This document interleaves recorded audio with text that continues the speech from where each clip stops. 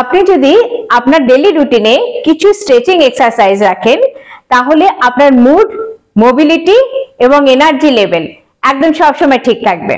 তাহলে প্রথম খুব শর্টকাট, এটা ডেইলি যেহেতু, সেই জন্য ধরুন আপনি বিস্তারিত এক্সারসাইজ করার টাইম পাচ্ছেন না, তাহলে মিনিমাম যেটা সেটা যদি আপনি করতে চান তাহলে জাস্ট 5 মিনিট, তারও সেটাও বোধহয় লাগবে না। তাহলে কি করবেন, ঘাড়ের স্ট্রেচিং করে নিলেন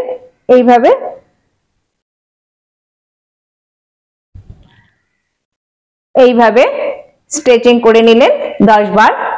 এরপর শোল্ডারে করে নিলেন এইভাবে, কিছু না ধরেও আপনি শোল্ডারের এইভাবে স্ট্রেচিংটা করে নিতে পারেন, অথবা দেওয়ালে হাত রেখে জাস্ট এইভাবে যদি আপনি ঘুরে যান তাহলে এই জায়গায় খুব ভালো স্ট্রেচ হচ্ছে।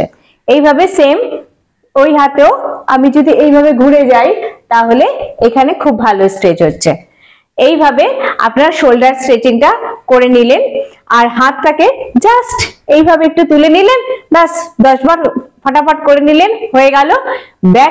ব্যাকের জন্য দাঁড়িয়ে ব্যাক বেন্ড এইভাবে করে নিলেন।